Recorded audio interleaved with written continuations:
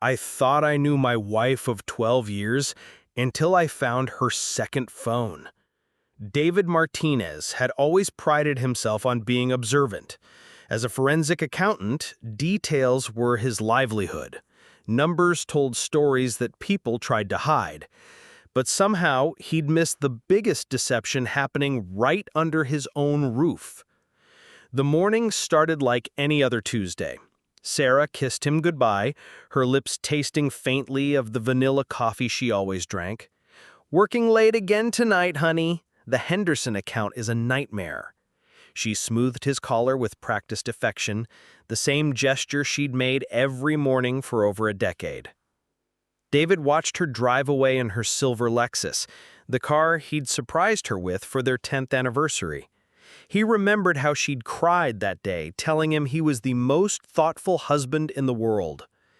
Now, as he stood in their pristine kitchen, with its granite countertops and fresh flowers, always fresh flowers, Sarah insisted, something felt different. It wasn't anything dramatic. Sarah hadn't changed her routine, hadn't been secretive with her phone, hadn't started working out obsessively or buying new lingerie. If anything, she'd been more attentive lately, more affectionate, more apologetic, though he couldn't figure out what she had to apologize for. The feeling started 3 weeks ago during dinner. Sarah had been telling him about her day, something about a difficult client meeting, when her phone buzzed. She glanced at it, and her face changed for just a fraction of a second. Not guilt exactly, more like relief? Satisfaction? It was so quick he almost missed it, but David's trained eye caught micro-expressions that others overlooked. "Who is that?" he'd asked casually. "Oh, just Jenny, confirming our girls' night Friday." But Sarah's hand had moved to cover her phone screen and she'd placed it face down on the table. Small things, meaningless things. Except David's profession had taught him that small things often revealed the biggest truths. Over the following weeks, he'd started noticing more. How Sarah's shower routine had changed. She was taking longer, using different products. How she'd developed a sudden interest in staying late at the office, something she'd never done in their 12 years of marriage. How she'd started going to the gym at odd hours, claiming the equipment was less crowded. But it was the phone that really bothered him. Sarah had always been casual with her phone, leaving it on counters, asking him to check messages while she drove. Lately, it never left her side. She took it to the bathroom, kept it on her nightstand instead of the charging station they shared, and had suddenly developed the habit of checking it constantly. David told himself he was being paranoid. Sarah wasn't the type to cheat. She was organized, methodical, honest to a fault. She color-coded their shared calendar and left sticky notes reminding him, from everything to dentist appointments to their anniversary. She was the woman who cried during their wedding vows, who still wore her engagement ring to bed, who talked about growing old together on their back porch. But this morning, something was different. After Sarah left, David went upstairs to make the bed, a small gesture he'd started doing after reading an article about keeping romance alive in long marriages. As he fluffed Sarah's pillow, something crinkled underneath. Paper. He lifted the pillow and found a phone. Not Sarah's phone. He'd seen her take that one. This was different, older, a basic smartphone with a cracked screen. David's heart hammered as he picked it up. The phone was still warm, recently used. His finger hovered over the power button. This was his wife, his Sarah. Looking through her private phone was a violation of trust, the kind of thing that destroyed marriages even when there was nothing to find.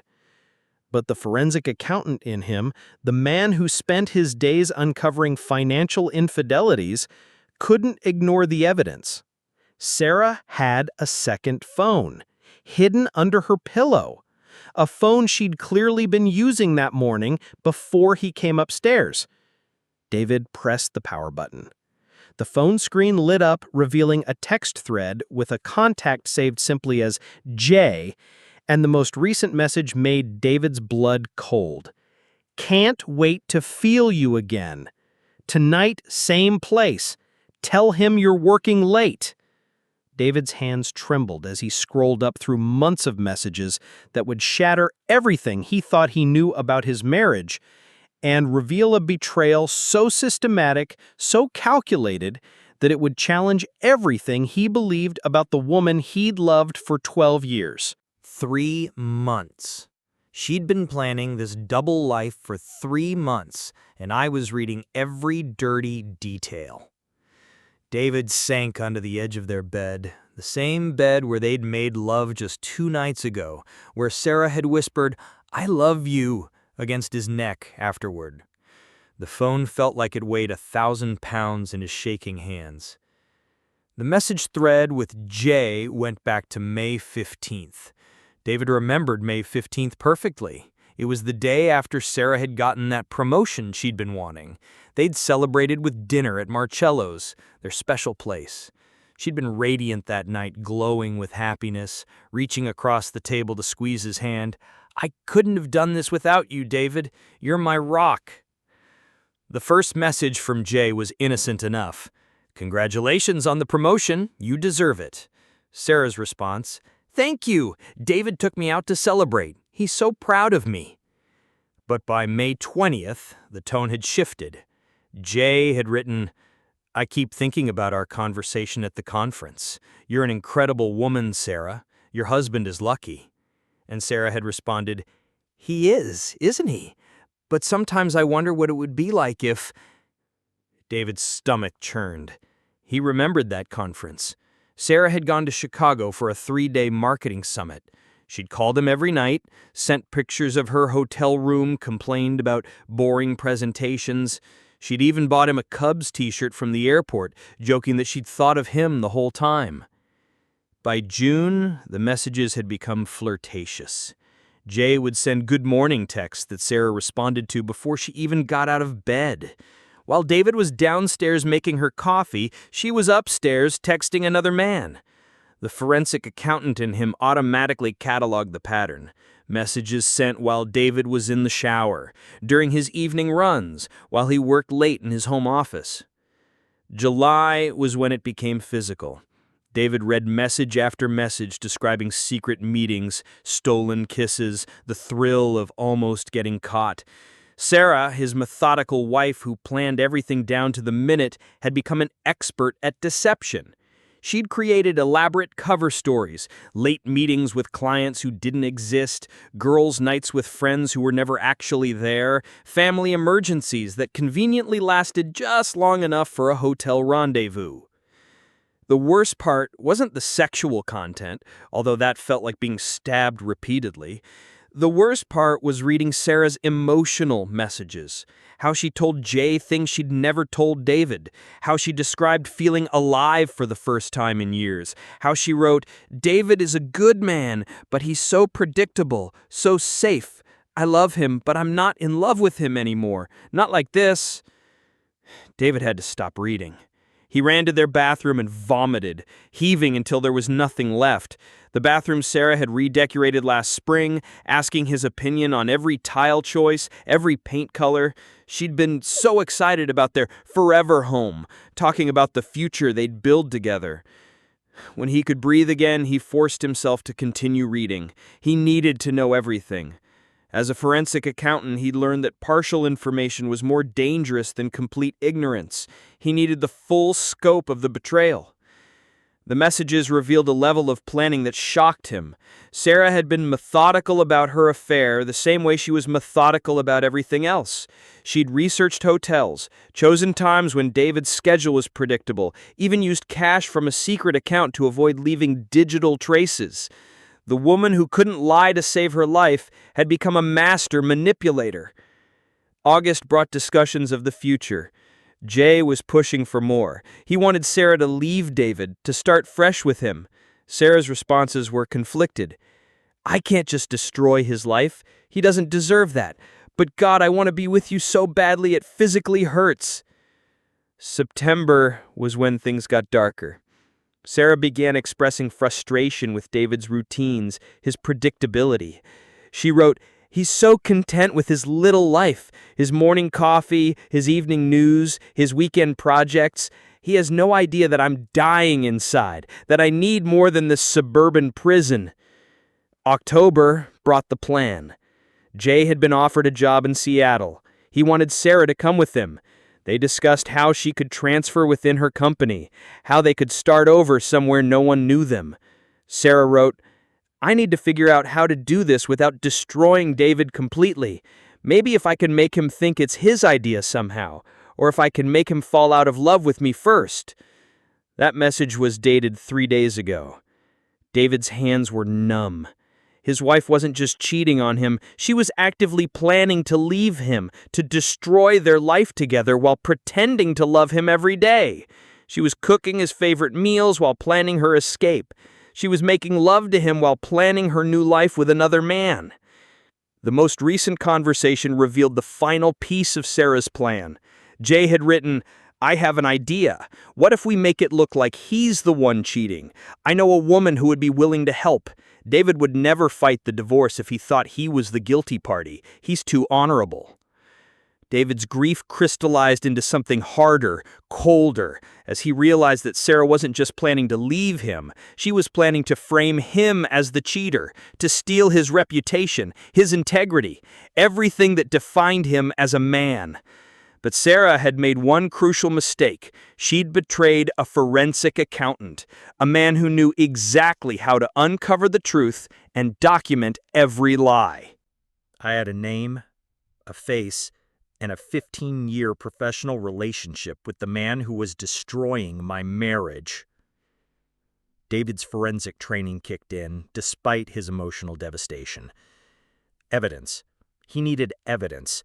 Not just for his own sanity, but for what was coming. Because Sarah's plan to frame him for infidelity had just transformed this from a betrayal into a war. The phone contained photos. David's hands shook as he scrolled through intimate images of his wife with another man. But it was the background details that his trained eye caught. Hotel receipts on nightstands, distinctive artwork on walls, restaurant menus with dates visible. Each photo was a breadcrumb in a trail he could follow. More importantly, Jay had gotten careless in recent weeks. Instead of the careful anonymity of early messages, he'd sent photos that revealed his identity. A selfie in a corporate office with a nameplate visible on the desk behind him. A mirror selfie in a hotel bathroom with a luggage tag showing his name. Screenshots of flight confirmations sent to coordinate meetings. Jonathan Pierce, Senior Marketing Director at Whitmore & Associates. The same Jonathan Pierce whom David had worked with on 3 major fraud investigations over the past 15 years. The same Jonathan Pierce who had been a guest at their wedding, who had sent flowers when David's father died, who had recommended the restaurant where David had proposed to Sarah. David remembered Jonathan well. Charming, successful, recently divorced. His ex-wife had taken him for everything in their split, claiming he was a serial cheater. At the time, David had felt sorry for him. Jonathan had played the victim perfectly, describing a vindictive ex-wife who couldn't accept that their marriage was over. Now David understood that Jonathan's ex-wife probably was telling the truth. The professional connection explained everything. Jonathan had been at that Chicago conference where this started. David had actually recommended that Sarah attend, thinking it would be good for her career advancement. He'd paid for her flight, encouraged her to network, told her how proud he was of her professional growth. David scrolled through his own email history, finding every professional interaction he'd had with Jonathan over the years. The man had been invited into their home. He'd attended their anniversary party just last year, bringing an expensive bottle of wine and toasting to their forever love. He had stood in David's living room, shaken his hand, looked him in the eye, and called him a lucky man. The phone revealed more than just the affair. It showed Jonathan's entire predatory pattern. He specifically targeted married women in professional settings, using his position and charm to isolate them from their support systems. There were references to other women, other conquests. Sarah wasn't special. She was just his current project. But Sarah's messages revealed something that cut deeper than the physical betrayal. She was genuinely infatuated by Jonathan, describing him as everything David wasn't: spontaneous, exciting, dangerous. She wrote about how Jonathan made her feel young again, how he saw her more than just a wife and potential mother. The plan to frame David was Jonathan's idea entirely. In the messages, he laid out the strategy with clinical precision. Create evidence of David having an affair, use it to justify Sarah leaving, avoid the social stigma of being a homewrecker. Jonathan had even researched divorce laws in their state, calculating exactly how to maximize Sarah's settlement while minimizing his own liability. "Your husband's too honest for his own good," Jonathan had written. "Honest men are predictable. They always do the right thing, even when it destroys them. We can use that." I found myself laughing, but it wasn't humor. It was the sound of something breaking inside me. Jonathan was right about one thing. David had always done the right thing. He'd been faithful, supportive, predictable. He'd built a life based on trust and integrity, never imagining that those very qualities would be weaponized against him. The phone contained detailed discussions of how to plant evidence. Jonathan knew a woman named Maria Santos, who worked as an escort but could pass for a professional. The plan was to have her approach David at a conference next month, get photos that could be misinterpreted, create a paper trail of fake meetings.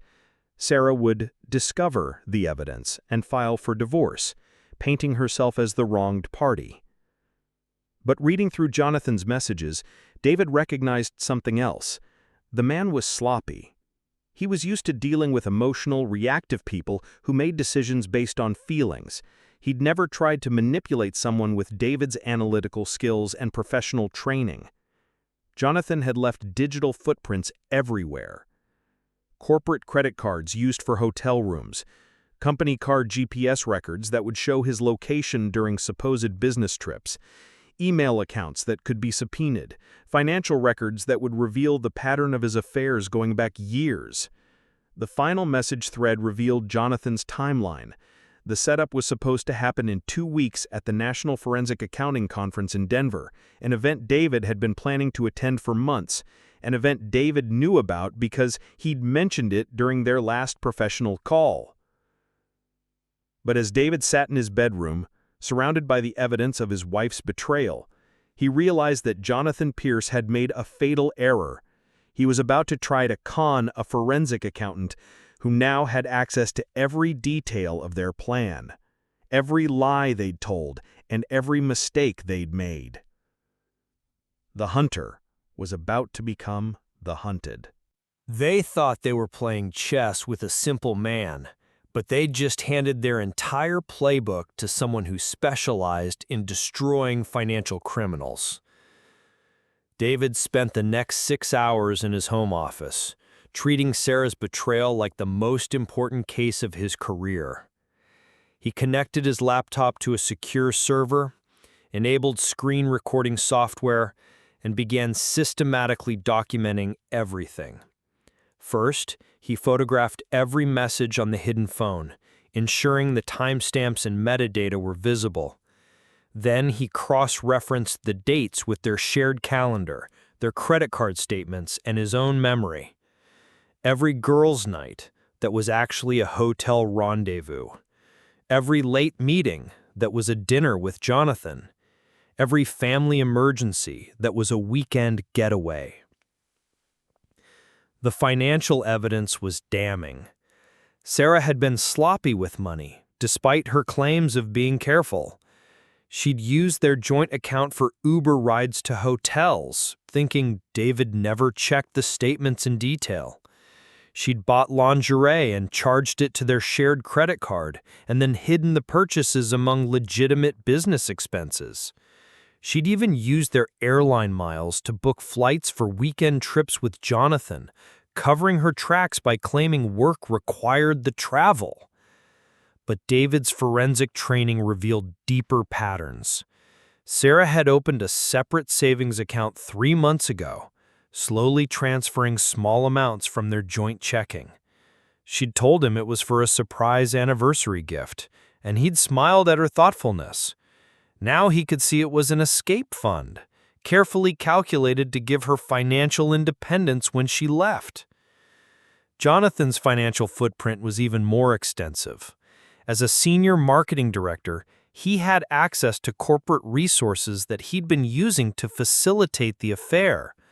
Corporate credit cards for hotels, corporate apartments for meetings, business trips that were actually personal getaways. David could trace a pattern going back 2 years of Jonathan using his position for personal affairs. More importantly, David discovered Jonathan's history. 3 previous marriages, all ending in acrimonious divorces. A pattern of affairs with married women in professional settings. 2 harassment complaints filed against him that were quietly settled by his company. Jonathan Pierce wasn't just a cheater, he was a predator who used his position to manipulate vulnerable women.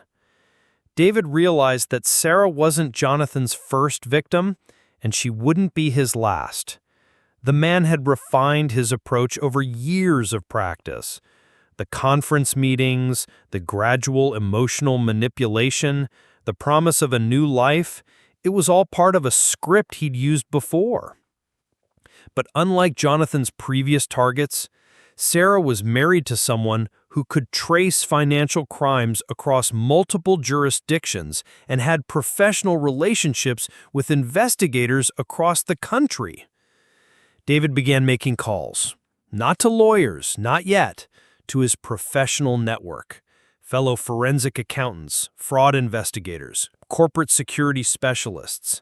He needed information on Jonathan Pierce, on Whitmore and Associates, on the company's policies regarding employee conduct.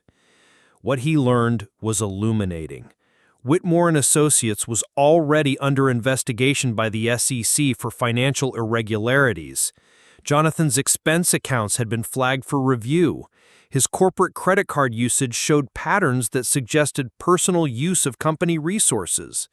The company was actively looking for reasons to terminate him without triggering his golden parachute clause. David smiled for the first time in hours. He wasn't just dealing with a cheating wife and her lover.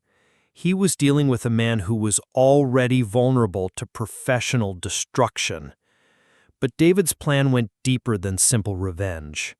He wanted justice, not just for himself, but for every woman Jonathan had manipulated, every family he'd destroyed. He wanted to expose the predator and protect future victims. Over the next 3 days, David maintained perfect normalcy at home. He kissed Sarah goodbye each morning, asked about her day each evening, made love to her when she initiated. But every moment of apparent normalcy was actually intelligence gathering. He traced her movements using the GPS on her car, which she'd forgotten he had access to through their shared family plan. He documented every lie, every cover story, every fake excuse. He watched her text Jonathan while sitting next to him on their couch. The most painful moment came on Thursday evening. Sarah was cooking his favorite dinner, pot roast with vegetables, the meal she'd made for their first anniversary.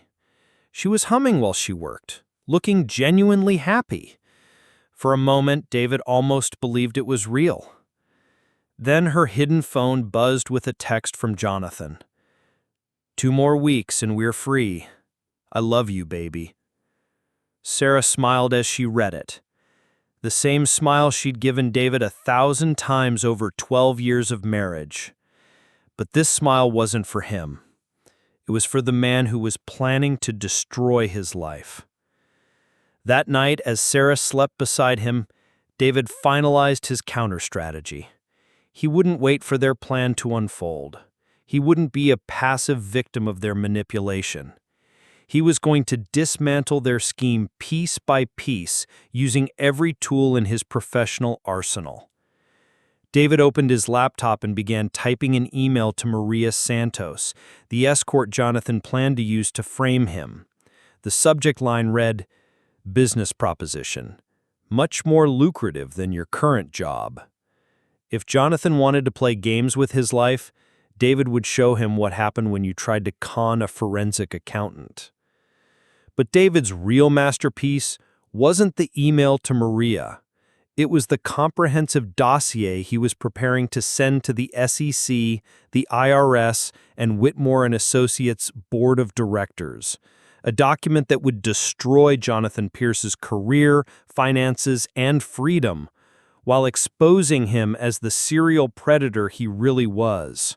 Maria Santos agreed to meet me within an hour of reading my email. And what she told me about Jonathan Pierce's operation made my blood run cold. The coffee shop was crowded enough for privacy, but public enough for safety. Maria Santos looked nothing like David had expected. Instead of the stereotypical escort, she was professional, articulate, and clearly intelligent. She was also, David quickly realized, another of Jonathan's victims. "He promised me $5,000 to seduce you," Maria said without preamble. "Get photos, create a paper trail, make it look like an ongoing affair.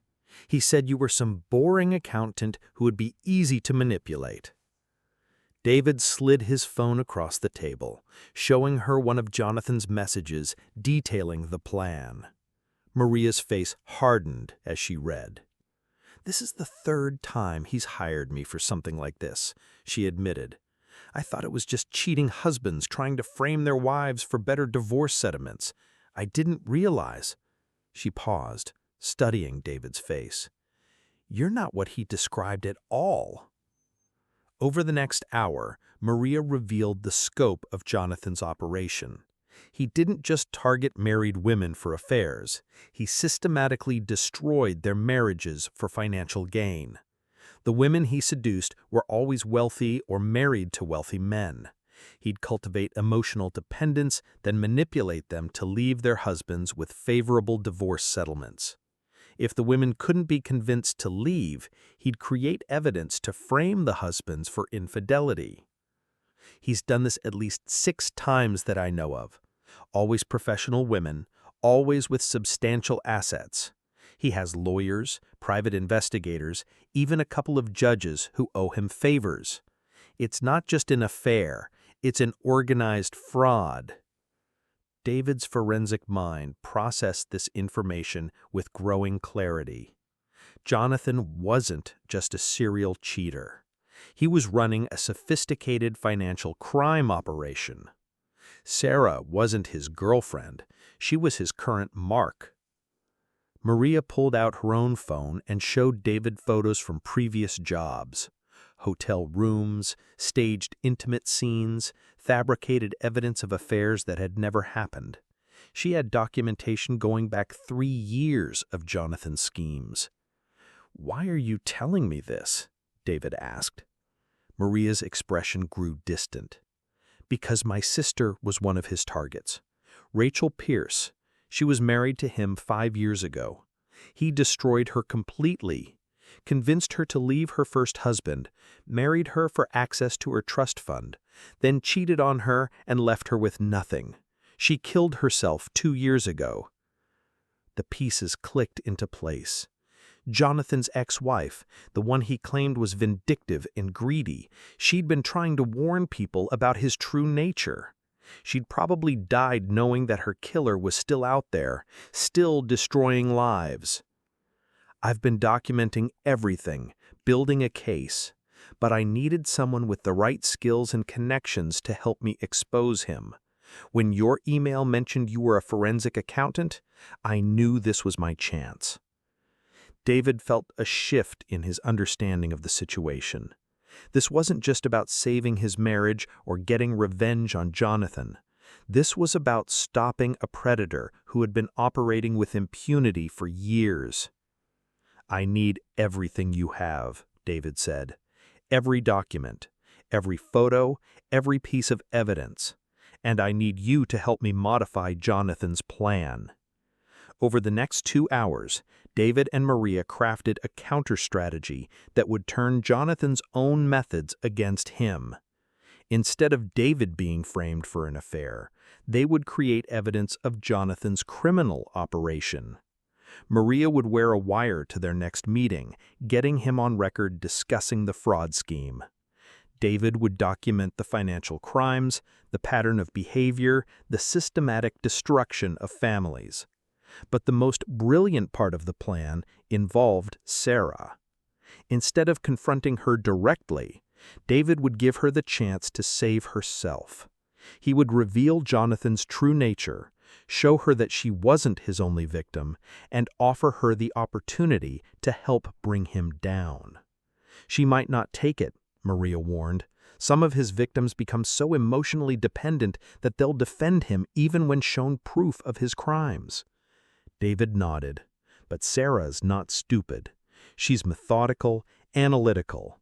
If I present the evidence correctly, she'll see the truth.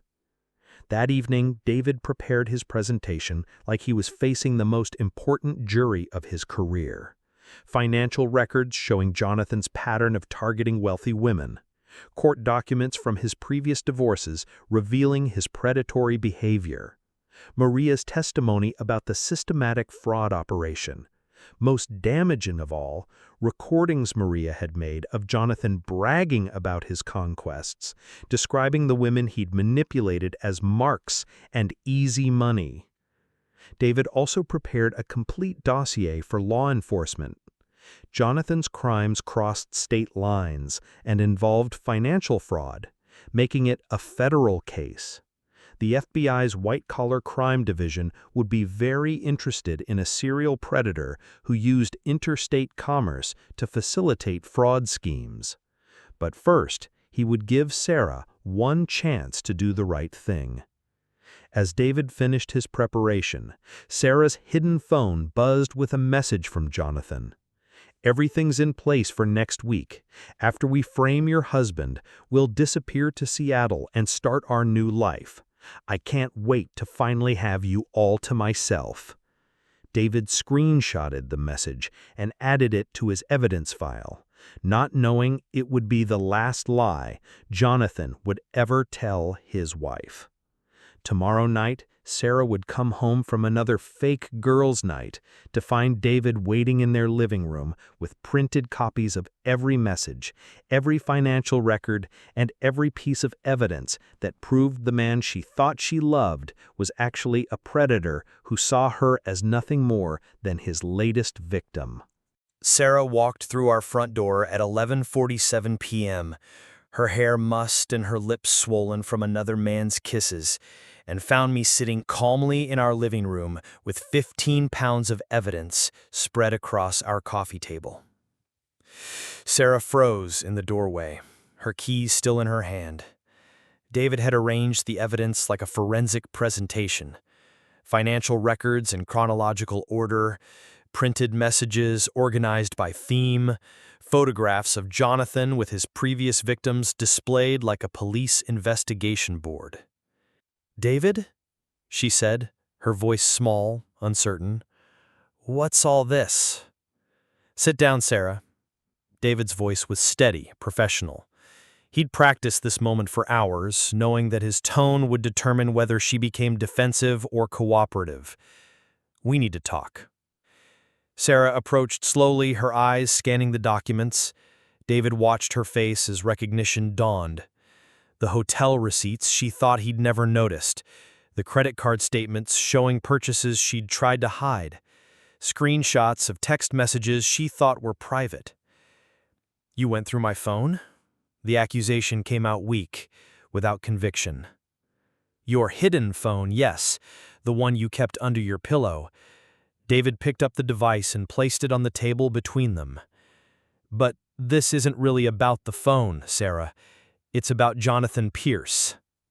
At the mention of Jonathan's name, Sarah's composure cracked. She sank into the chair across from him, her face pale. "Let me tell you what I know," David continued, his voice remaining calm despite the storm inside him. "Jonathan Pierce is a professional predator. He's been married 3 times, each marriage ending when he defrauded his wife's assets. He specifically targets married professional women, convinces them to leave their husbands, then disappears with whatever he can steal." David slid a folder across the table. These are court documents from his previous divorces, financial records showing his pattern of theft, testimony from his victims describing his methods. Sarah opened the folder with trembling hands. David watched her read, saw the moment when understanding hit her. Her face went from pale to gray. His second wife, Rachel Pierce, killed herself 2 years ago after he destroyed her life. His first wife, Amanda, lost her house, her business, and custody of her children. His third wife, Jennifer, is still fighting him in court over stolen assets. "That's not... He told me," Sarah's voice broke. "He told you they were vindictive exes who couldn't accept that the marriage was over. He told you they were lying about him, trying to ruin his reputation. He said the same thing to every woman he manipulated." David pulled out another set of documents. "These are recordings from Maria Santos, the escort he hired to frame me for adultery. Jonathan's entire plan was to create fake evidence of me cheating, then use it to justify your divorce request. You weren't leaving me for love. You were being manipulated into a financial fraud scheme." Sarah was crying now, but David couldn't stop. She needed to hear it all. "Jonathan doesn't love you. He told Maria you were an easy mark with good assets. He bragged about how simple it was to manipulate you, how predictable married women become when they're feeling neglected." "Stop," Sarah whispered. "He's already planning his exit strategy. Once you divorce me and he gets access to half our assets, he'll disappear, just like he did with Rachel, Amanda, and Jennifer. You'll be left with nothing while he moves on to his next victim." David placed the final piece of evidence on the table. An email from Jonathan to Maria discussing the timeline for framing David and his escape plan to Seattle. "The job offer in Seattle is fake, Sarah. The company doesn't exist. It's a front he uses to convince women to liquidate their assets and disappear with him." Sarah buried her face in her hands, her whole body shaking. David felt a mixture of satisfaction and pity watching her world collapse. This was justice, but it was also the destruction of the woman he'd loved for 12 years. "I need you to listen carefully," David said, his voice softening slightly. "Jonathan is a criminal. What he's done to you, to us, to those other women, it's felony fraud. The FBI is already building a case against him. You have a choice to make." Sarah looked up, her eyes red and desperate. "What do you want me to do?" "I want you to call Jonathan right now," David said, sliding a prepared script across the table. "Tell him you've discovered his plan to frame me, that you're leaving him, and that you want to meet tomorrow to end things. Maria will be there with recording equipment. We're going to get him on tape confessing to everything." But as Sarah reached for her phone with shaking hands, neither of them knew that Jonathan had been growing suspicious of the delay in his plan, and he was already 3 steps ahead of them, preparing his own devastating countermove that would put both their lives in danger. Jonathan's voice was ice cold when Sarah called him, and his first words made it clear that our amateur detective work had just painted targets on our backs. "You're being played, baby." Jonathan's voice came through the speakerphone, calm and controlled. "David knows about us, doesn't he? And now he's feeding you lies to turn you against me." Sarah looked at David with panic in her eyes. This wasn't how they'd expected Jonathan to react.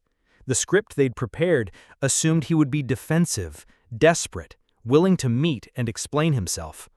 I found some things, Jonathan. About your previous marriages. About what? My vindictive ex-wives who've been spreading lies about me for years? Jonathan's voice turned sympathetic, manipulative. Sarah, listen to me carefully. David is a forensic accountant. He knows exactly how to manufacture evidence, how to create fake documents, how to make lies look like truth. That's what he does for a living. David felt a chill of recognition. Jonathan was using his own profession against him, turning his credibility into a weapon. Think about it, sweetheart. David finds out about us, and suddenly there are all these convenient documents proving I'm some kind of criminal mastermind, documents that just happen to be exactly what a forensic accountant would know how to create? Sarah was wavering. David could see it in her face, the doubt creeping back in, the emotional manipulation taking hold again. He's playing on your guilt, Sarah, Jonathan pressed, making you feel like you're the victim instead of the cheater. It's classic manipulation. He's probably recording this conversation right now. Sarah's eyes went wide. She looked at David's phone, which was indeed recording. I'm not the predator here, baby. David is. He's trying to destroy both of us to protect his ego and his assets. Don't let him turn you into a weapon against me. David grabbed the phone. This is David Martinez. Jonathan, I know exactly who and what you are. I have documentation going back 5 years of your fraud schemes, testimony from your victims, and evidence of your current plan to frame me for adultery. Jonathan's laugh was cold. David Martinez, the famous forensic accountant. I've heard about your work. Very impressive, very thorough, very convincing. I bet you could create evidence to convict a saint of murder if you wanted to. I didn't create anything. I documented what you've already done. Did you? Or did you see an opportunity to get rid of an inconvenient rival and decide to frame me for crimes I never committed? Jonathan's voice was gaining confidence. Tell me, David, how exactly did you get access to sealed court records from my divorces? How did you obtain private financial information that should be protected by privacy laws? How did you contact Maria Santos, a woman I've never heard of? David felt the ground shifting beneath him. Jonathan was a better strategist than he'd anticipated. Here's what really happened. You discovered our affair and decided to destroy me using your professional skills. You forged documents, created fake witnesses, maybe even paid that escort to lie about me. You're trying to gaslight your own wife into believing that her feelings for me aren't real. That's not. Prove it. Jonathan's voice was sharp. Prove that any of your evidence would hold up in court. Prove that you obtained it legally. Prove that you didn't manufacture it specifically to frame me. David realized with growing horror that Jonathan was right about one thing. Some of his evidence wouldn't hold up in court. The financial records he'd obtained through unofficial channels, the court documents he'd accessed through professional connections, the recordings Maria had made without proper consent. In his rush to build a case, he'd cut corners that a good defense attorney could exploit. I'll tell you what's going to happen, Jonathan said, his voice turning threatening. Sarah is going to come to me tonight. We're going to disappear before you can plant any more evidence or manufacture any more lies.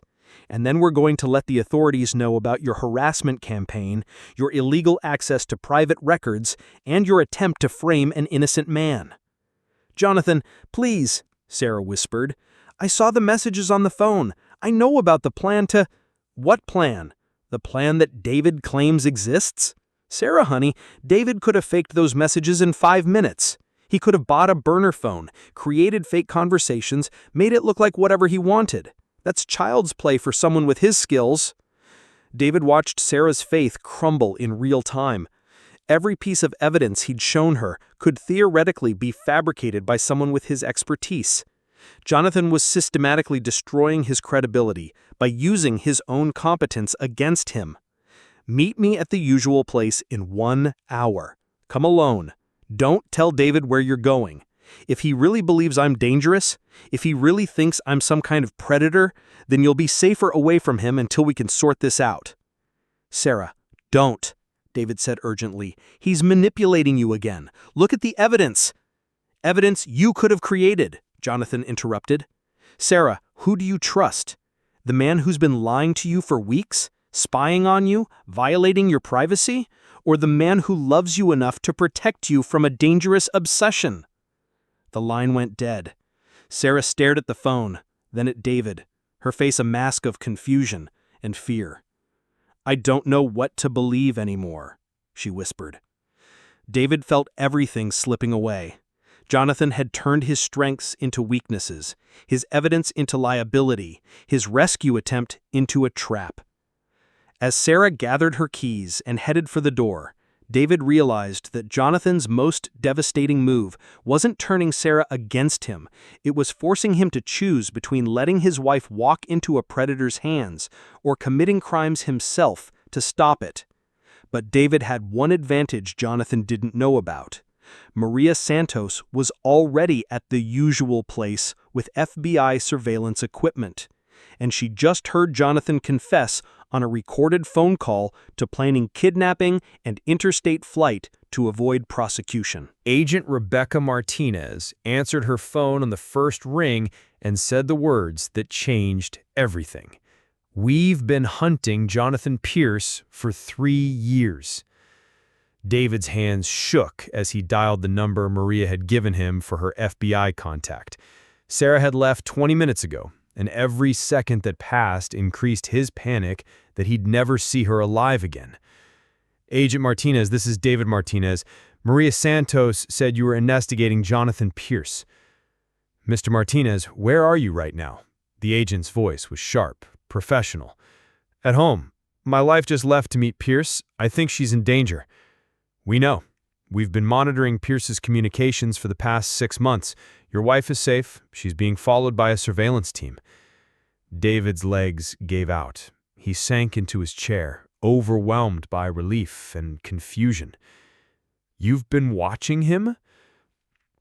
"Jonathan Pierce is wanted in connection with a multi-state fraud ring targeting wealthy women. He's part of a larger organization that systematically identifies and exploits vulnerable marks. We've been building a RICO case."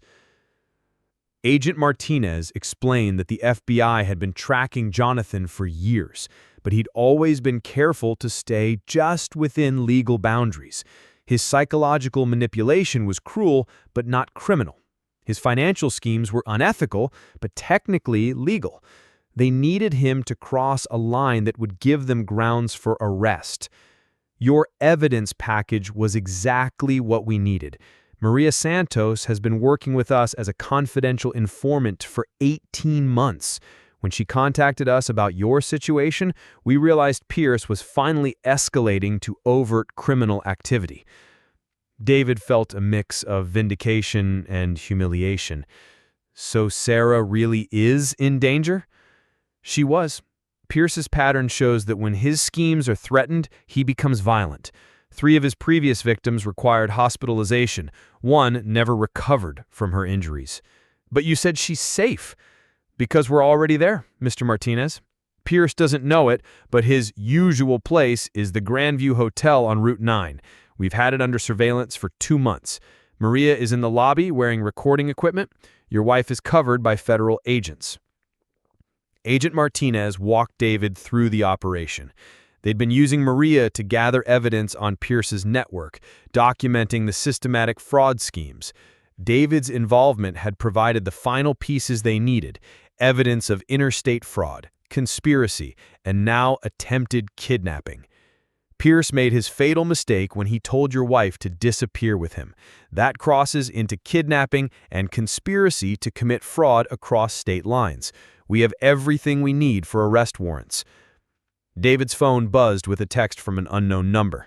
"David, this is Agent Collins. Your wife is safe. We have eyes on her. Pierce has been taken into custody. We need you to come to the field office for a debrief."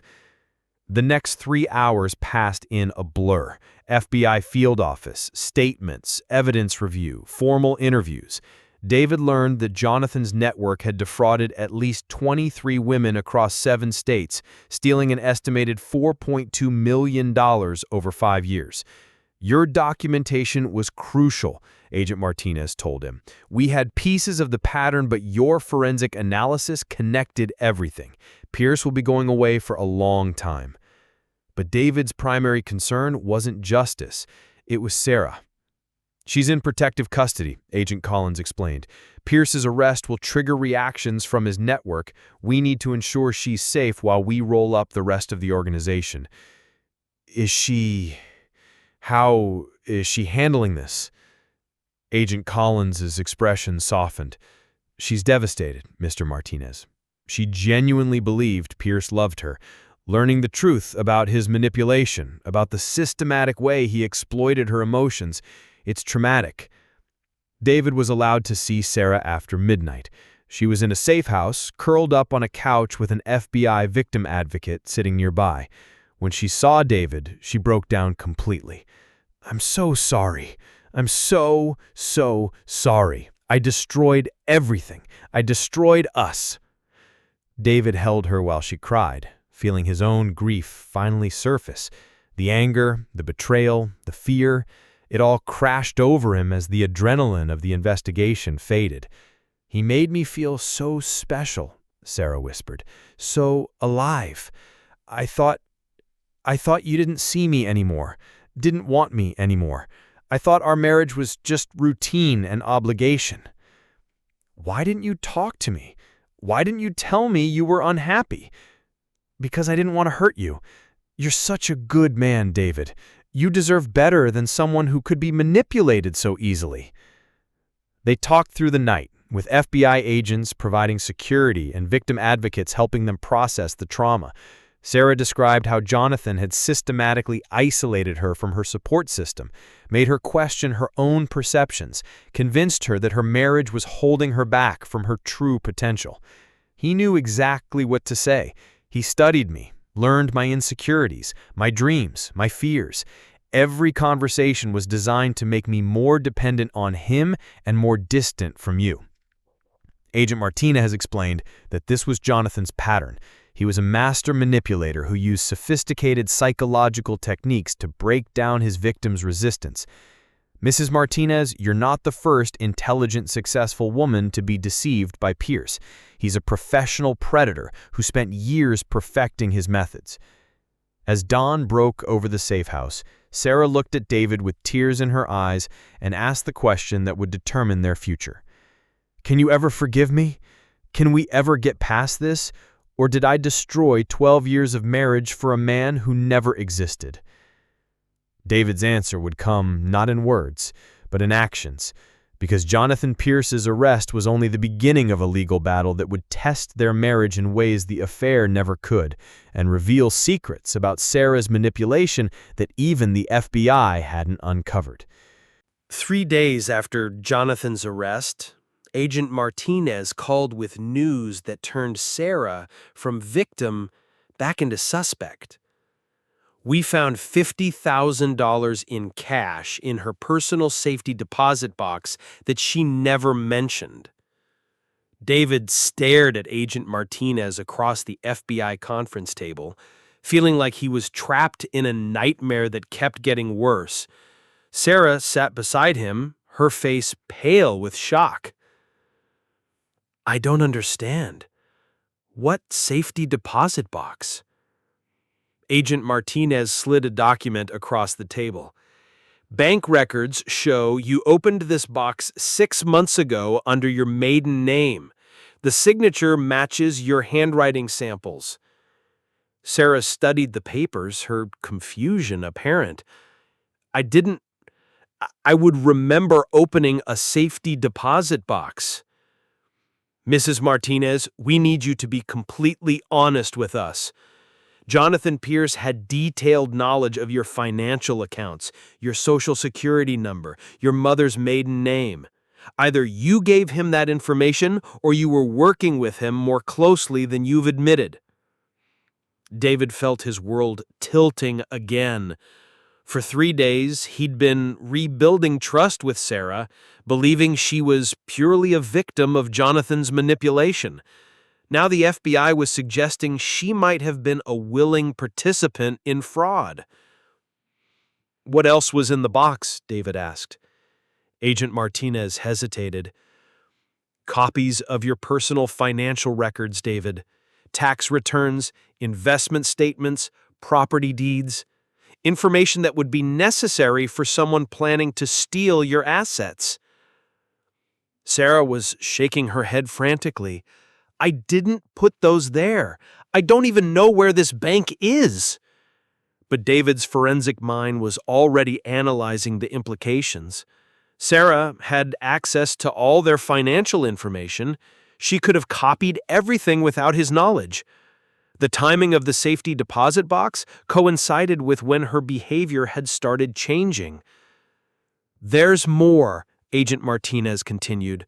We found communications between Pierce and someone using the email address sarahM2485@tempmail.com. The messages discuss detailed plans for liquidating your assets after the divorce. That's not my email address, Sarah protested. The IP address traces back to your home computer, Agent Martinez replied. The messages were sent during hours when you were home alone. David felt sick. Every piece of evidence pointed to Sarah being more involved than she'd claimed. But something didn't feel right about the FBI's theory. Can I see the email communications? David asked. Agent Martinez handed him a thick folder. David read through the messages, his forensic training automatically analyzing patterns, word choice, timing. Something was wrong. These emails, David said slowly, the writing style doesn't match Sarah's normal patterns. The grammar, the word choice, even the way she structures sentences, it's different. People often write differently in secret communications, Agent Martinez suggested. No, it's more than that. David pulled out his phone and showed Agent Martinez some of Sarah's normal text messages. Look at these patterns. Sarah always uses complete sentences, proper punctuation, never uses abbreviations. But these emails are full of shortcuts, incomplete thoughts, casual grammar. David continued analyzing, and the financial terminology is wrong. Sarah is an accountant. She would never refer to liquid assets as cash money or describe tax planning as hiding income. This isn't how she talks about finances. Agent Martinez frowned. What are you suggesting? I'm suggesting someone else wrote these emails using Sarah's identity. David's mind raced through possibilities.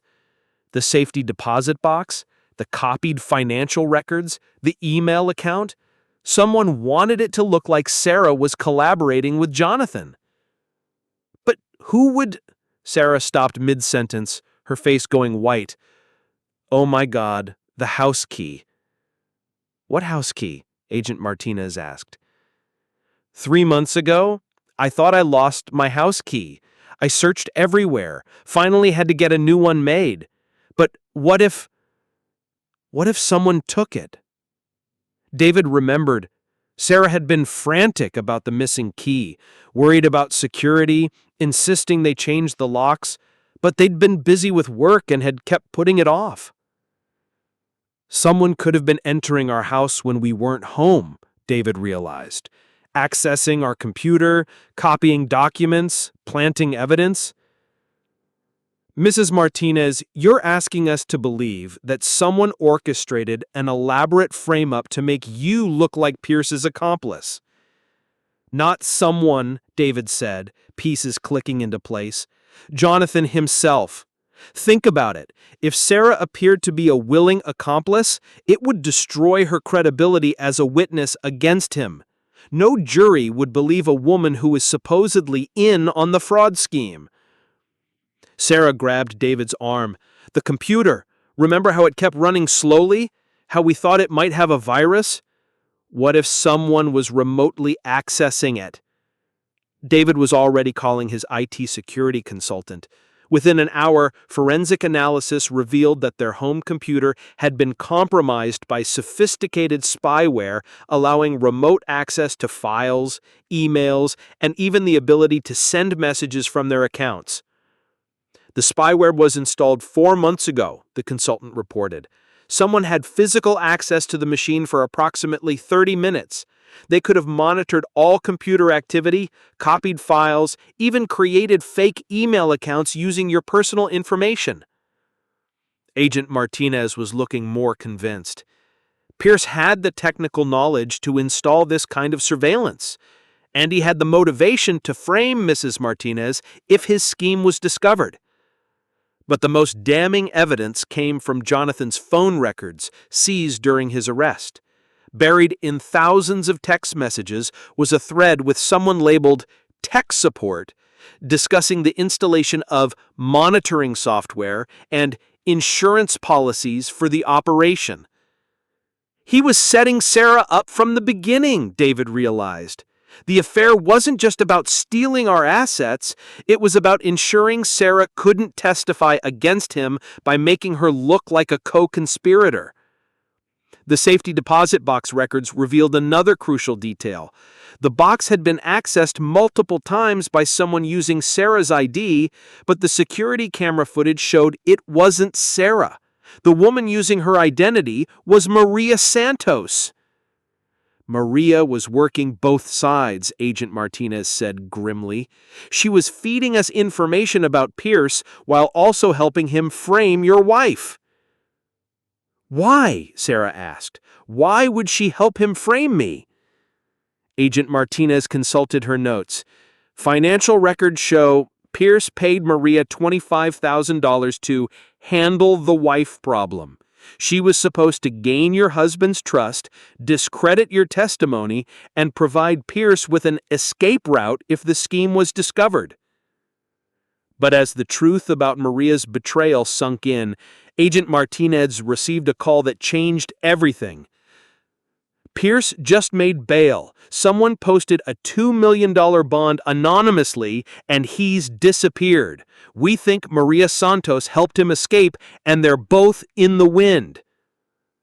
David and Sarah weren't just victims of a financial fraud scheme.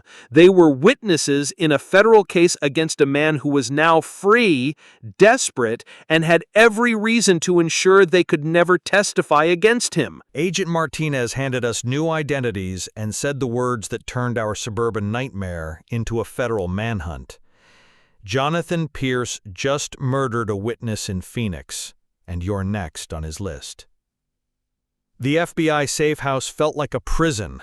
David and Sarah had been in protective custody for 3 days since Jonathan's escape, watching news reports about a nationwide manhunt while FBI agents debated their next move.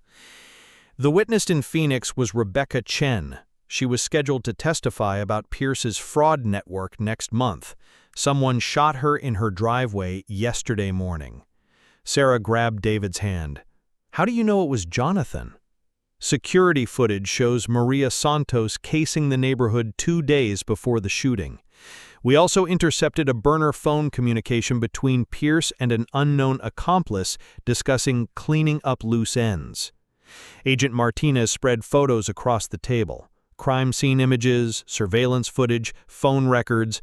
The professional presentation couldn't hide the brutal reality.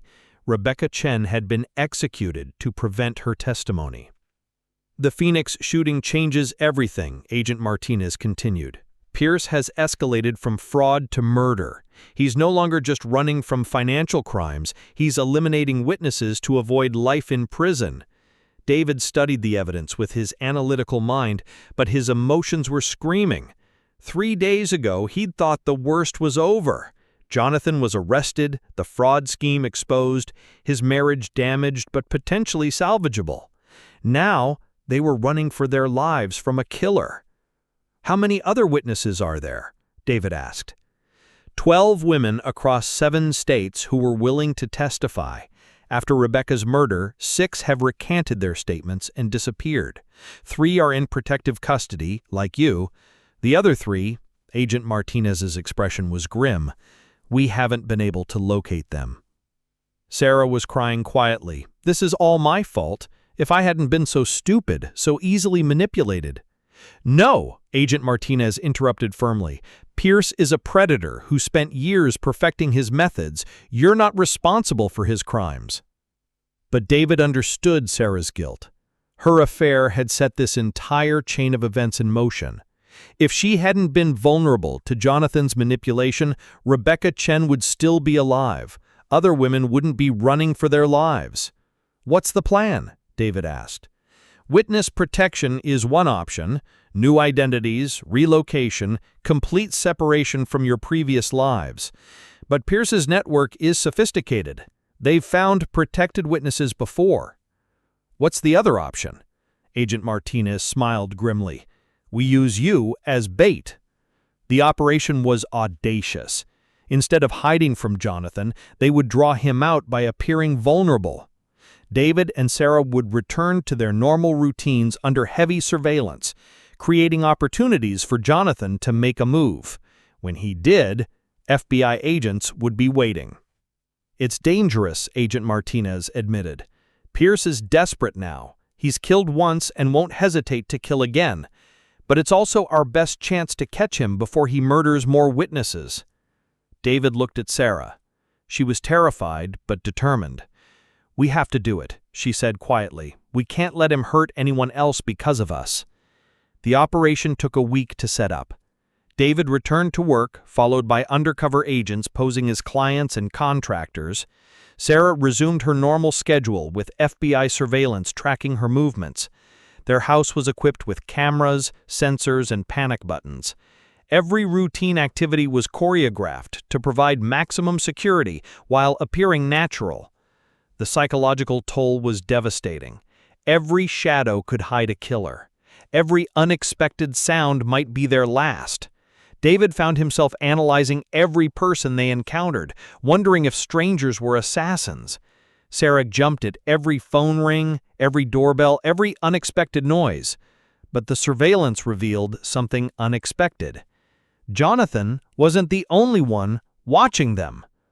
"We've identified at least 3 separate surveillance teams," Agent Martinez reported. "Pierce's people, obviously, but there are others. This fraud network is bigger than we realized." Financial analysis revealed the scope of the conspiracy. Jonathan wasn't just a serial predator, he was part of an organized crime syndicate that specialized in targeting wealthy individuals for systematic fraud. The network included corrupt lawyers, bribed judges, private investigators, and professional killers. "That's why they want you dead," Agent Martinez said bluntly. "Your testimony doesn't just threaten Pierce, it threatens the entire organization." The first attempt came on Tuesday morning. David was leaving for work when his car exploded in their driveway. Only the FBI's insistence that he vary his routine had saved his life. He'd gone back inside for forgotten keys when the bomb detonated. "Professional job," the bomb squad reported. "Military-grade explosives, sophisticated trigger mechanism. These aren't amateur killers." The second attempt targeted Sarah at her office, a fake delivery man with a package containing poison gas. FBI agents intervened before she opened it, but the message was clear: nowhere was safe. "We need to end this," David told Agent Martinez. "We can't live like this forever." Agent Martinez nodded grimly. "I agree. Tomorrow night you're going to do something that will force Pierce out of hiding. You're going to attend the annual Forensic Accountants Convention in Chicago, the same event where Pierce planned to frame you 6 weeks ago. He won't be able to resist the irony of killing you there." But what Agent Martinez didn't tell them was that the FBI had discovered Pierce's ultimate plan. He wasn't just trying to eliminate witnesses, he was planning to fake his own death and disappear forever, leaving behind a trail of bodies and a mystery that would never be solved. Walking into the Forensic Accountants Convention felt like entering my own funeral, because according to the FBI's intelligence, I wasn't supposed to leave alive. The Palmer House Hilton buzzed with professional energy as hundreds of forensic accountants gathered for their annual convention. David wore a wire under his conference badge and tried to appear calm, while FBI agents posed as fellow attendees throughout the crowd. Sarah stayed in their hotel room under heavy guard, monitoring the operation through surveillance feeds. The plan was simple: draw Jonathan out by presenting an irresistible target, then capture him when he made his move. "Remember," Agent Martinez's voice crackled through David's earpiece, "Pierce is a master manipulator. He'll try to get in your head, make you doubt everything. Trust the plan. David had been attending this convention for 15 years. He knew the layout, the schedule, the people. But today, everything felt sinister. Familiar faces might be assassins. Friendly colleagues could be accomplices. Even the hotel staff seemed suspicious. The keynote presentation was in the grand ballroom, a massive space with multiple entrances, perfect for an ambush. David took his usual seat in the third row, acutely aware of the FBI agents positioned throughout the room. 20 minutes into the presentation about international money laundering, David's phone buzzed with a text message from an unknown number. Check your email. The message contained a single attachment, a video file. David's blood ran cold as he recognized Sarah in the footage. She was in their hotel room, but the timestamp showed it was recorded 30 minutes ago. How was that possible when FBI agents were supposed to be guarding her? His phone buzzed again. She's safe for now. Come to room 1247 alone, where the next video will be very different. You have 10 minutes. David's heart hammered as he slipped out of the ballroom. He tried to signal the FBI agents, but they were focused on monitoring other exits. The elevator ride to the 12th floor felt eternal. Room 1247 was at the end of a long corridor. David approached carefully, every instinct screaming danger. The door was slightly ajar. "Come in, David," Jonathan's voice called from inside. "We need to talk." David pushed the door open and stepped into a nightmare. Sarah was tied to a chair in the center of the room, alive but terrified. Jonathan stood behind her with a gun pressed to her head. Maria Santos was casually sitting on the bed, typing on a laptop.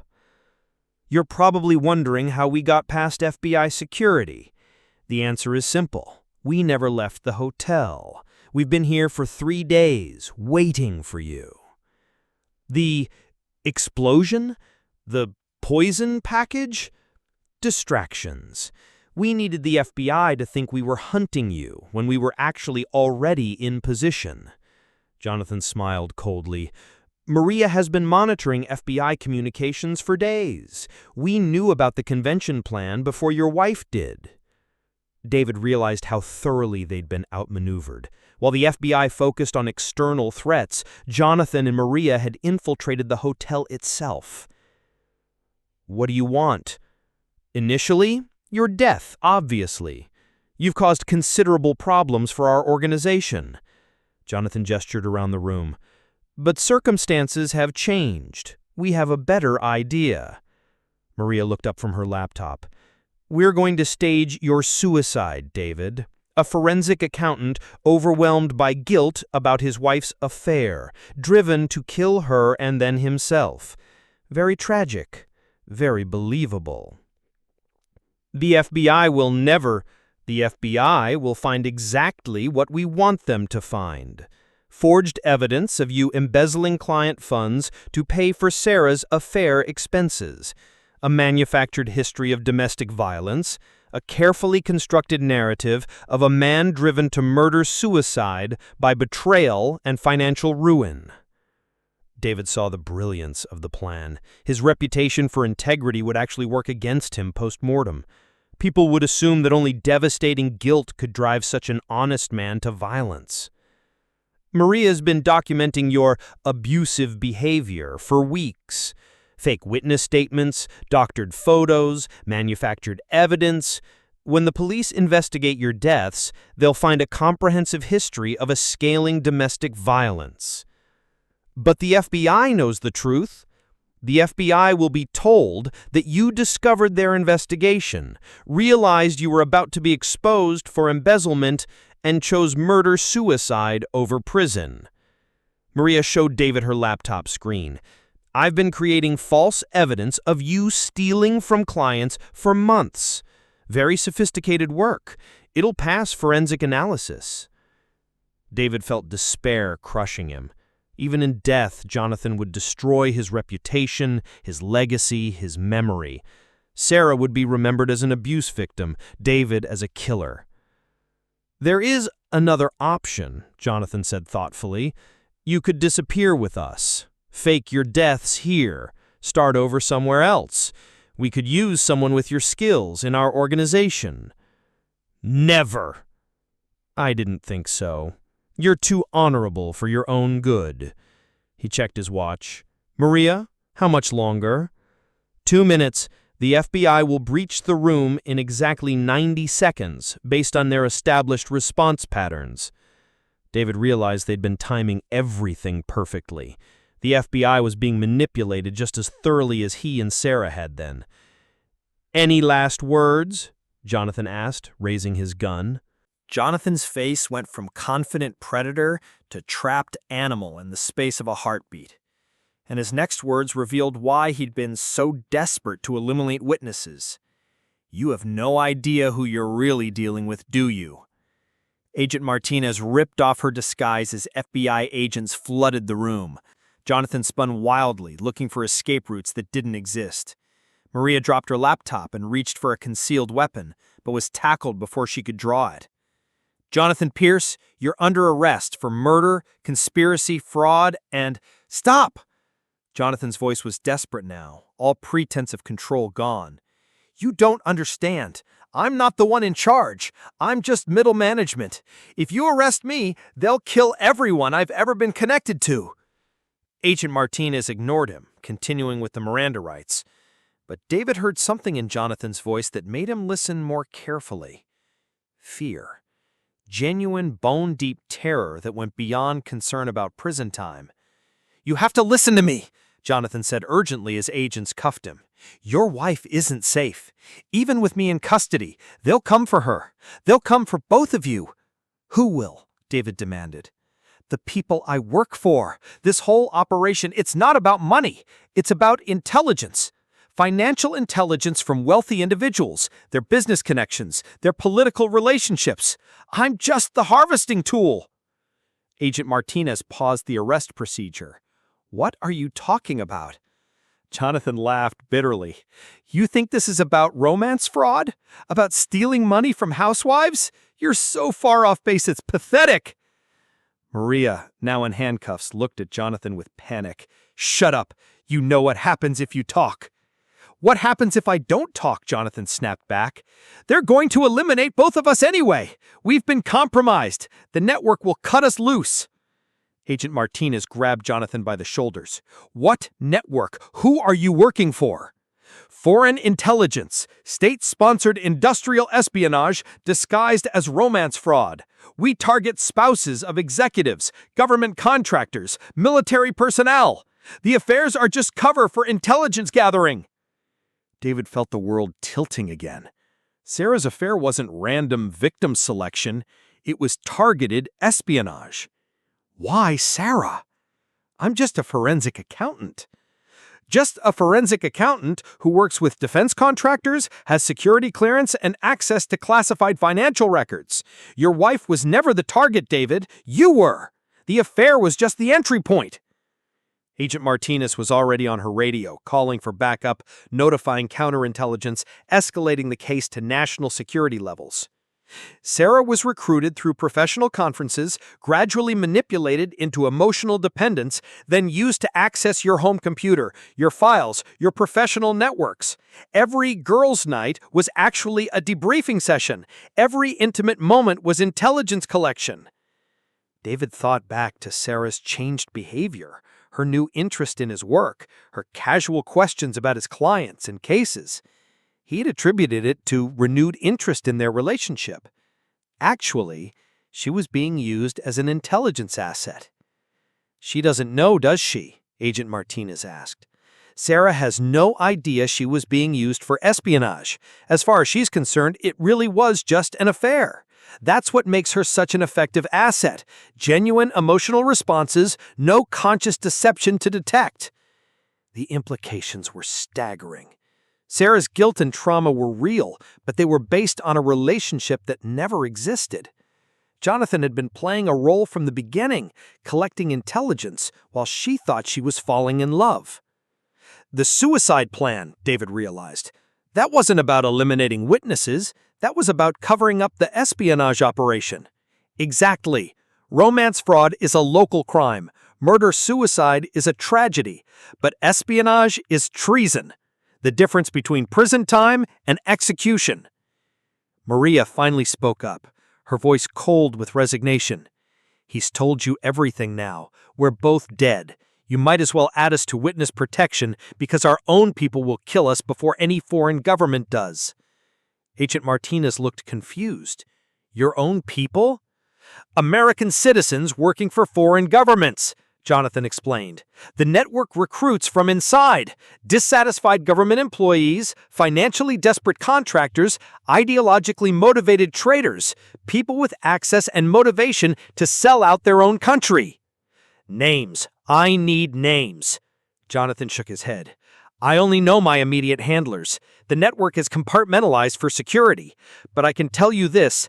David's case files contain information about defense contractors that's worth millions to foreign governments. That's why they're willing to kill to protect this operation."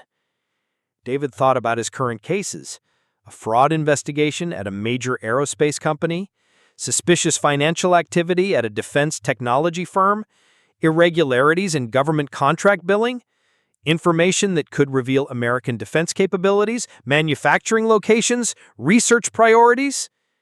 "How many other couples are being targeted?" Agent Martinez asked. "Dozens, maybe hundreds. This operation has been running for over 5 years. Romance fraud is the perfect cover because the victims are embarrassed, isolated, and unlikely to report systematically." The hotel room was now crowded with FBI agents, counterintelligence specialists, and federal prosecutors. David found himself being debriefed by national security experts who treated him like both a victim and a potential security risk.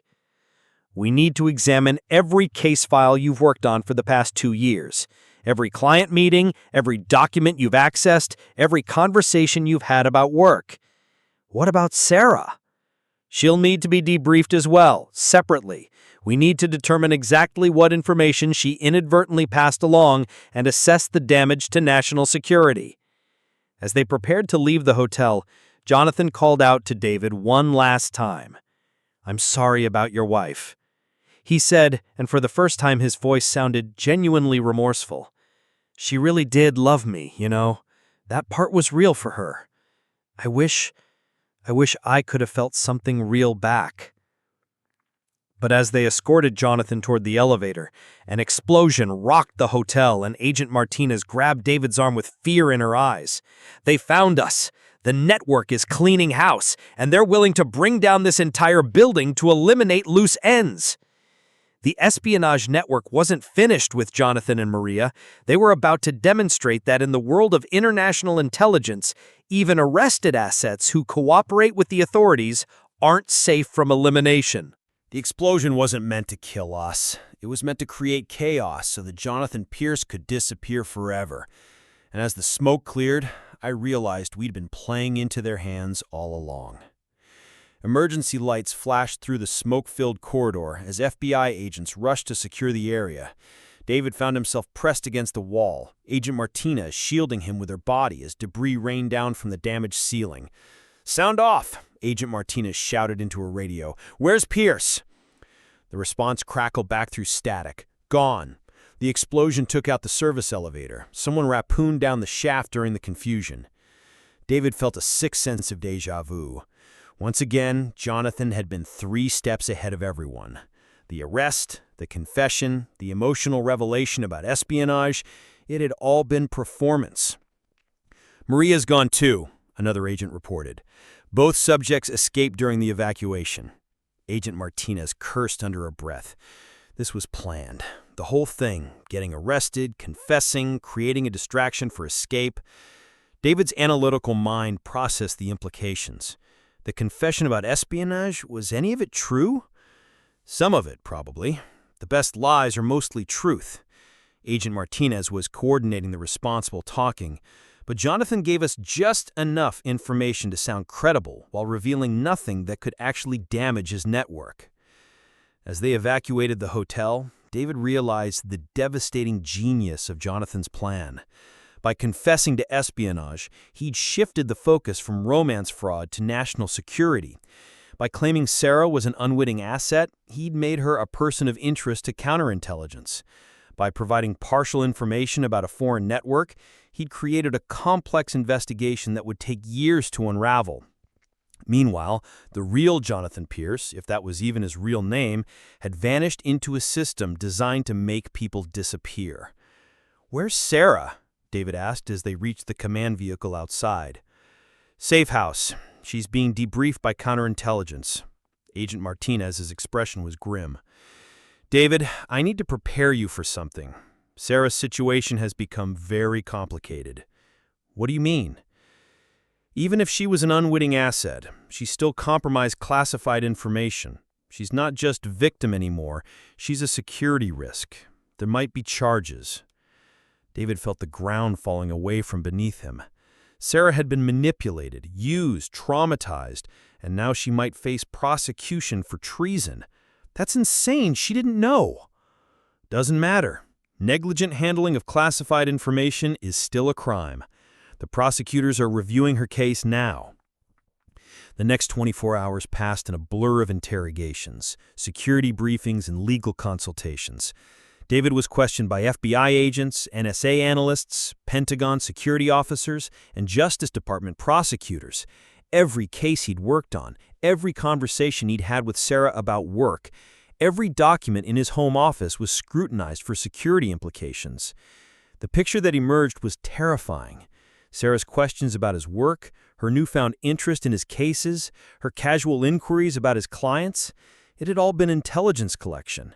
She'd unknowingly provided information about defense contractors, government agencies, and classified projects. "The damage assessment is still ongoing," the NSA briefer explained, "but preliminary analysis suggests significant compromise of sensitive information." She didn't know," I repeated for the 100th time. "That's what makes it so effective. Unwitting assets are more convincing because their responses are genuine. Your wife was the perfect intelligence tool. Emotionally compromised, professionally naive, and completely unaware she was being used." I was allowed to see Sarah after 36 hours of separation. She looked broken, aged years in the span of days. The government safe house felt more like a prison than protection. "They think I'm a spy," Sarah said hollowly. "They keep asking about conversations I had with Jonathan, things I might have told him about your work. They act like I betrayed my country." "You were manipulated, used. That's not the same as betraying anyone." "Isn't it?" Sarah's voice was bitter. "I gave classified information to a foreign agent. I compromised national security because I was lonely and flattered by attention. How is that different from treason?" I had no answer. In the world of national security, intentions mattered less than outcomes. Sarah's emotional vulnerability had been weaponized against American interests. "There's more," Sarah continued. "They found financial records showing that some of my girls' nights were actually paid intelligence collection sessions. Jonathan was giving me money for information, disguising it as gifts and romantic gestures. You didn't know what the money was for. But I took it. I accepted cash gifts from a man I was having an affair with. How does that look to a prosecutor?" The legal situation was a nightmare. Sarah faced potential charges for negligent handling of classified information, accepting payment from foreign agents, and conspiracy to commit espionage. Even if prosecutors believe she was an unwitting victim, the law doesn't distinguish between intentional and accidental compromise of national security. The best-case scenario is a plea deal. Cooperation with the ongoing investigation in exchange for reduced charges, but she'll likely face prison time regardless. I realized that Jonathan's ultimate victory wasn't escaping arrest. It was destroying Sarah's life so completely that she would never recover. Even if she avoided prison, she would always be marked as a security risk, unemployable in any position requiring trust. "I should have seen it," I said during one of our few private moments together. "I'm a forensic accountant. I'm trained to spot deception, to analyze patterns, to uncover hidden motives. How did I miss that my own wife was being used as a spy?" "Because you loved me," she replied simply. "Love makes us blind to the things we don't want to see." But as they sat in the sterile safe house, both their lives in ruins, David realized there was one question no one had asked. If Jonathan Pierce was just middle management in a larger espionage network, and if that network was willing to blow up a hotel to help him escape, then who was powerful enough to orchestrate such an operation, and why were they still targeting David and Sarah? The answer would come from an unexpected source. A coded message hidden in Sarah's personal belongings that revealed the espionage network's true purpose wasn't gathering intelligence, but something far more sinister that made David and Sarah not just victims, but the key to unraveling an operation that threatened national security at the highest levels. The message was hidden in Sarah's jewelry box, disguised as a receipt for repairs that had never been made, and it contained instructions for an assassination that would change the course of American foreign policy. David found the receipt while packing Sarah's belongings for transfer to a more secure facility. At first glance, it looked innocuous, a jewelry repair slip from a shop in downtown Chicago dated 3 weeks ago. But his forensic eye caught inconsistencies immediately. The shop address didn't exist. The phone number was disconnected. The handwriting was too precise, too careful, more like technical documentation than a casual receipt. David called Agent Martinez, "You need to see this." When they ran the receipt through analysis, the hidden message emerged. Written in nearly invisible ink between the lines of the fake repair order were coordinates, dates, and the single name that made everyone in the room go silent. Secretary of Defense Patricia Hawkins. "This is an assassination order," the NSA analyst said grimly. "The coordinates correspond to the Secretary's private residence.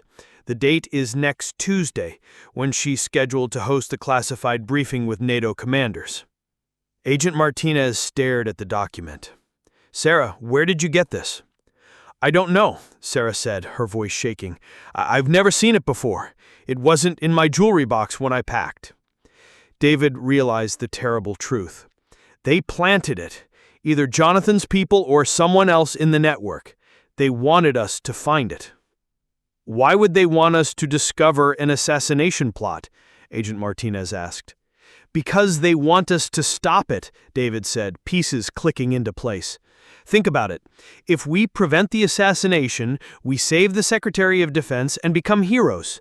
The investigation focuses on stopping the immediate threat instead of unraveling the larger network." The NSA analyst was already on secure communications, alerting the Secretary's security detail, but David kept analyzing the hidden message, finding layers of information that painted a disturbing picture. "This isn't just about killing Secretary Hawkins," he said. "Look at the timing. The NATO briefing is about approving a new weapons contract, a $100 billion deal with defense contractors." "The same contractors you've been investigating for financial irregularities," Agent Martinez realized. "Exactly. If the secretary dies before approving the contract, it gets delayed for months while a new secretary is confirmed. That delay costs the contractors billions in revenue and gives competitors time to submit competing bids." Sarah was following the logic, despite her emotional exhaustion. "So the assassination isn't foreign espionage, it's corporate murder for financial gain, disguised as foreign espionage," David corrected. "When the secretary is killed, the investigation will focus on international terrorists or foreign governments. No one will look at American defense contractors who profit from her death." The revelation reframed everything. Jonathan's network wasn't collecting intelligence for foreign governments. They were manipulating intelligence to benefit American corporations. The romance fraud operation was cover for industrial espionage designed to give certain companies advantages in government contracting. "We need to expand the investigation," Agent Martinez said. "Every defense contractor David has investigated, every company that benefits from delayed or redirected contracts." But David was thinking bigger. "It's not just defense contracts. Think about what kind of information I had access to through my security clearance. Financial audits of government agencies, budget allocations for classified programs, cost analysis for military operations, industrial espionage on a massive scale," the NSA analyst said. Someone's been using your access to gain unfair advantages in government contracting across multiple sectors.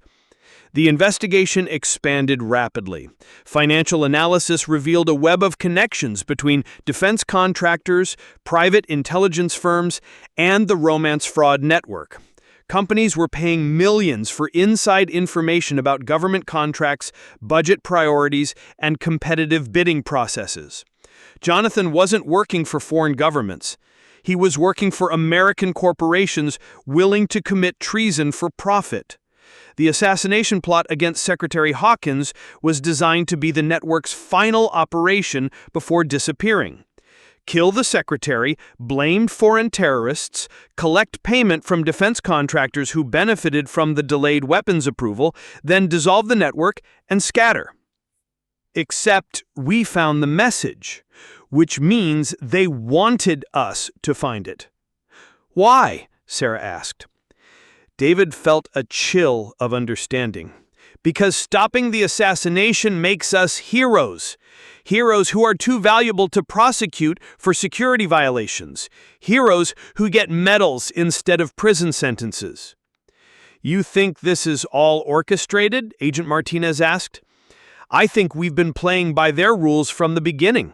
The affair, the investigation, the arrest, the escape, even finding this message, it's all been managed to produce this exact outcome.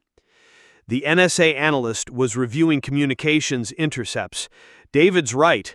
We're seeing chatter about the accountant's final service and cleaning up the hero problem. They never intended to kill you. They intended to use you. Sarah was crying again, but this time with anger instead of grief.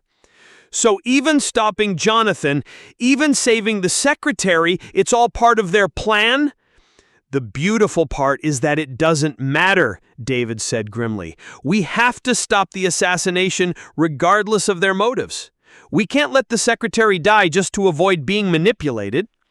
But as they prepared to brief the secretary's security team, Agent Martinez received a call that changed everything.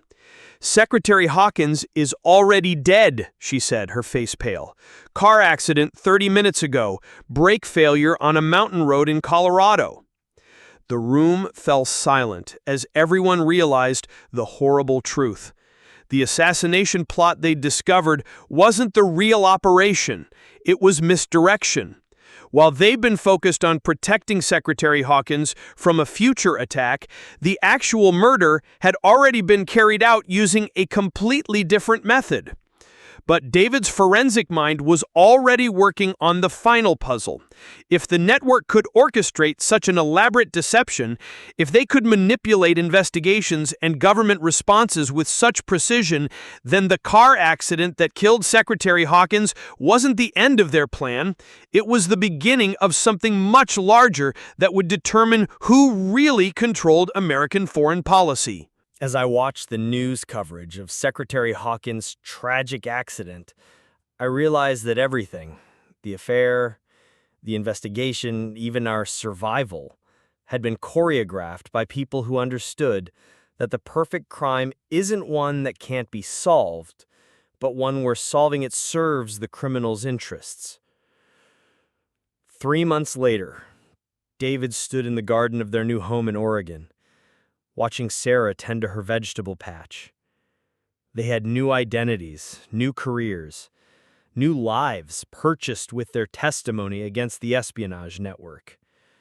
Heroes, as predicted, though the heroism felt hollow. Secretary Hawkins' replacement had approved the defense contracts within a week of taking office. The companies David had been investigating for fraud saw their stock prices soar. The NATO briefing had proceeded on schedule, with the new secretary rubber-stamping agreements worth hundreds of billions of dollars.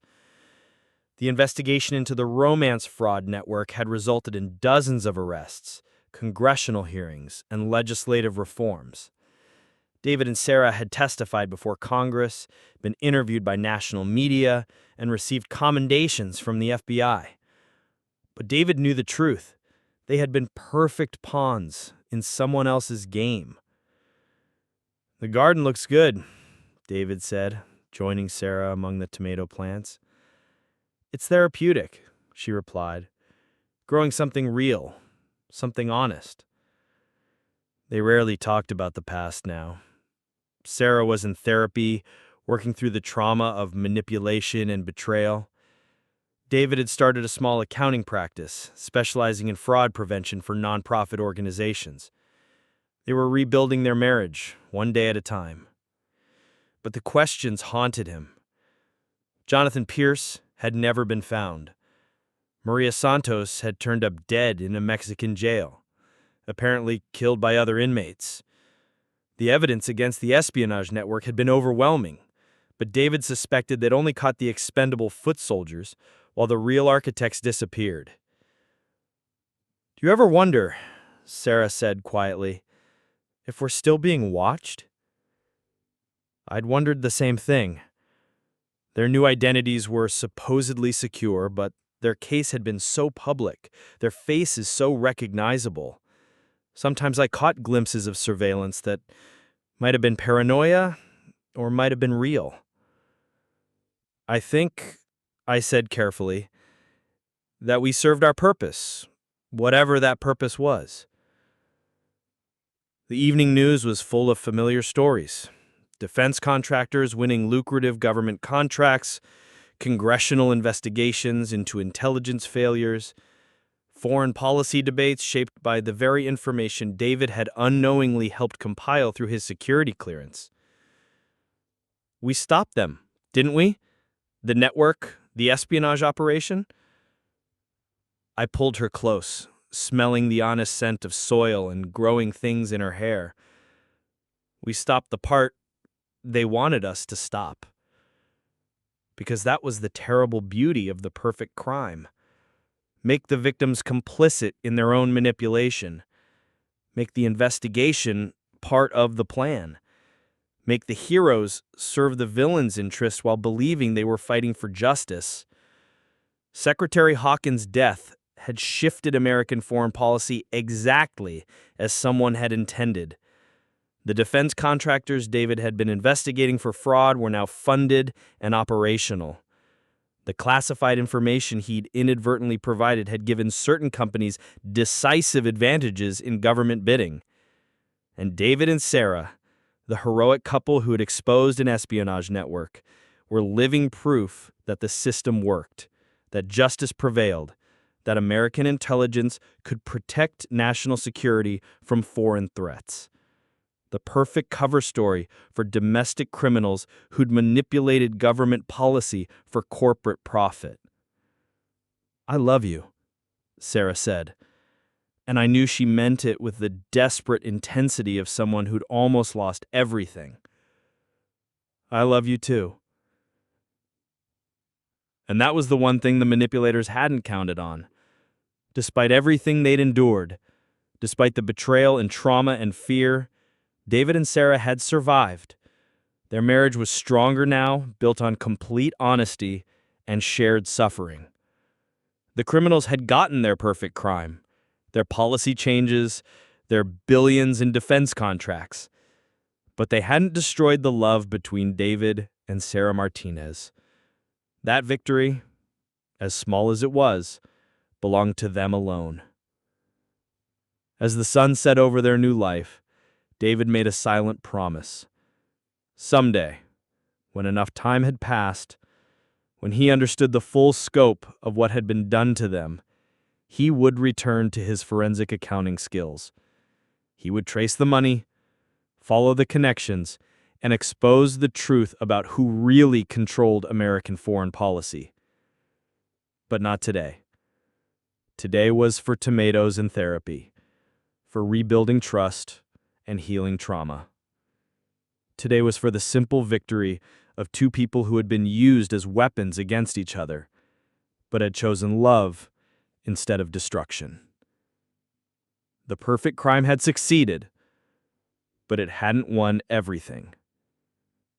And sometimes David thought, as he watched his wife smile genuinely for the first time in months, that was enough.